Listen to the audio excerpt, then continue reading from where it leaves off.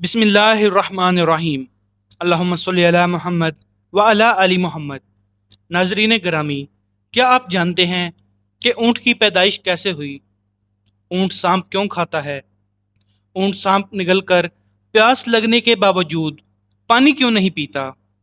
ऊँट की आंखों में आने वाले आंसू किस काम के लिए इस्तेमाल होते हैं? ऊँट का गोश्त खाने के बाद वुज़ू क्यों करना ज़रूरी है? जब एक अरबी शख्स ने ऊँट को ज़बरदस्ती उसकी माँ के साथ जिनसी मिलाप करने पर मजबूर किया तो उसके साथ क्या हुआ? यही हमारी आज की वीडियो का मौजू होगा। आज हम आपको ऊँटों के मुतल्लक ऐसे हक़ाइक़ बताएंगे जो यकीनन आपके लिए हैरान कुन होंगे।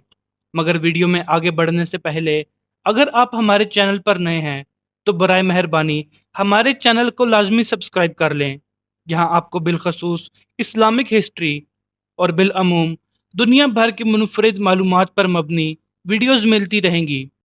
तो बढ़ते हैं वीडियो की तरफ।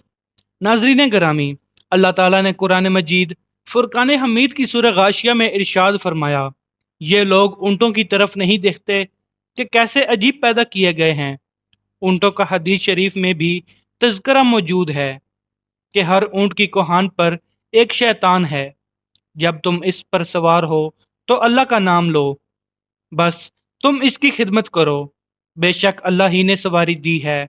एक और हदीस में है जिसका मफहूम है कि ऊँट शयातीन से पैदा किए गए हैं और हर ऊँट के पीछे एक शैतान होता है। हजूर नबी करीम सल्लल्लाहु अलैहि वसल्लम ने इरशाद फरमाया कि हर ऊँट की कोहान पर एक शैतान होता है। जब ऊँट पर सवार हो तो अल्लाह का नाम लो और अपने कामों में कोई कोताही ना करो। नाजरीन ग्रामी, ऊँट का शुमार दुनिया में पाए जाने वाले कदीम जानवरों में होता है और सदियों से ऊँट इंसान की खिदमत करता चला आ रहा है।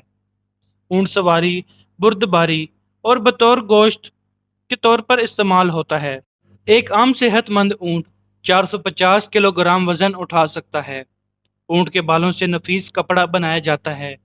इसकी खाल से चमड़े की मुतअद्दिद मसनूआत तैयार की जाती हैं। ऊँट खुराक और पानी को चर्बी में तब्दील करके अपनी कोहानों में ज़ख़ीरा कर लेते हैं। इस तरह वो कई दिनों तक बगैर खाए पिए जिंदा रह सकते हैं। इसके पंजे उसे रेत और बर्फ से धंसने से बचाते हैं और ऊँट की आंख में एक बंद जाली होती है। गुलाफ चश्म की वजह से इसकी आंखें सहराई रेत और गर्दो गुबार से महफूज रहती हैं। नाजरीन गरामी, जब रेत के तूफान आते हैं तो उनके नथने बंद हो जाते हैं ताकि उनके अंदर रेत ना जा सके। ऊँट की नाक के नथने सामने से सीधे नहीं होते बल्कि तिरछे होते हैं। इसी वजह से खुले नथनों में रेत बराह रास्त जमा नहीं हो सकती। ऊँट को सहराई जहाज कहा जाता है। ऊँट की दो इकसाम ज़्यादा मशहूर हैं। पहली किस्म के ऊँट वो हैं जिनकी एक कोहान होती है। दूसरे नंबर पर वो हैं जिनकी दो कोहानें होती हैं। ऊँट 40 मील फी घंटा की रफ्तार से दौड़ सकता है। ऊँट के ऊपर वाले होंठ दरमियान से कटे होते हैं, यानी दो हिस्सों में तकसीम होते हैं, और ये उन होंठों के ऊपर नीचे हरकत दे सकते हैं। ऊँट के होंठों पर गद्दी नुमा खाल होती है जिस पर छोटे छोटे बाल होते हैं। इनकी मदद से ऊँट अपने होठों को कांटों से महफूज रखता है। ऊँट कांटेदार दरख्तों को बड़े मज़े से खाता है क्योंकि इसकी आंतड़ियाँ मजबूत होती हैं। ऊँट हर उस घास भूस को खा जाता है जिनको दूसरे जानवर नहीं खा पाते। माहिरीन ने इस बात का दावा किया है कि ऊँट 3 मिनट में 200 लीटर तक पानी पी सकता है। इतनी तेजी से इतना ज़्यादा मकदार में कोई और जानवर पानी पीने की सलाहियत नहीं रखता। नाजरीन, सईदना जाबिर रज़ियल्लाहु ताला अन्हो बयान करते हैं कि मैं नबी करीम सल्लल्लाहु अलैहि वसल्लम की खिदमत में हाजिर था कि एक आदमी आया। उसने नबी रहमत सल्लल्लाहु अलैहि वसल्लम से सवाल किया कि क्या मैं बकरी का गोश्त खाने पर वज़ू करूं? तो रसूलुल्लाह सल्लल्लाहु अलैहि वसल्लम ने जवाब दिया, अगर चाहो तो वज़ू कर लो और अगर चाहो तो ना करो, ज़रूरी नहीं। साइल ने कहा कि क्या मैं ऊँट का गोश्त खाने पर वज़ू करूं? तो रसूलुल्लाह सल्लल्लाहु अलैहि वसल्लम ने इरशाद फरमाया, हाँ, ऊँट का गोश्त खाने पर वज़ू करना होगा। इसके बाद साइल ने सवाल किया کہ کیا میں اونٹوں کے باڑے میں نماز پڑھ سکتا ہوں؟ فرمایا نہیں، اونٹوں کے باڑے میں نماز نہیں پڑھ سکتے۔ اس نے سوال کیا کہ کیا میں بکریوں کے باڑے میں نماز پڑھ سکتا ہوں؟ فرمایا ہاں، پڑھ سکتے ہو۔ ناظرین گرامی، اونٹ کا گوشت کھانے سے وضو واجب ہے، کیونکہ اس پر یہ دو حدیثیں عمدہ سندوں کے ساتھ ثابت ہیں۔ اس حدیث کی شرح یوں ہے کہ اونٹ کا گوشت کھانے کے بعد وضو کرنا واجب ہے، پھر چاہے وہ گوشت جانور کے کسی بھی حصے کا ہو، ناقص وضو ہے۔ مگر ہر حلال جانور کا گوشت کھانے سے وضو نہیں ٹوٹتا۔ ناظرین گرامی، اونٹ کو ایک بیماری لگتی ہے جس کا نام حیام ہے۔ بعض ماہرین کے نزدیک اس بیماری کا علاج سانپ کو زندہ نگلنا ہے۔ یہ بھی کہا جاتا ہے کہ بعض اوقات اونٹ سانپ کو کھا لیتا ہے، جس کے زہر کی وجہ سے اس کو شدید پیاس لگتی ہے۔ اونٹ اس حالت میں سانپ کے زہریلے اثر کی شدت کی وجہ سے ایک ہی سانس میں وافر مقدار میں پانی پی لیتا ہے، مگر سیراب نہیں ہوتا۔ سانپ کو نگلنے کی وجہ سے اونٹ کی آنکھوں سے آنسو جاری ہو جاتے ہیں۔ ان آنسوؤں کو بہت قیمتی تصور کیا جاتا ہے۔ انہیں چمڑے کی چھوٹی تھیلی میں محفوظ کر لیا جاتا ہے۔ یہ آنسو سانپ کے ڈسنے کا مجرب علاج ہیں۔ ان آنسوؤں سے متعدد بیماریوں کا علاج اور زہر کا علاج بھی کیا جاتا ہے۔ ناظرین گرامی، اونٹ کی خصوصیات میں یہ بات بھی شامل ہے کہ یہ اپنی ماں کے ساتھ جنسی ملاپ نہیں کرتا۔ اس پر کتاب الحیات الحیوانات میں ایک مشہور واقعہ بھی موجود ہے۔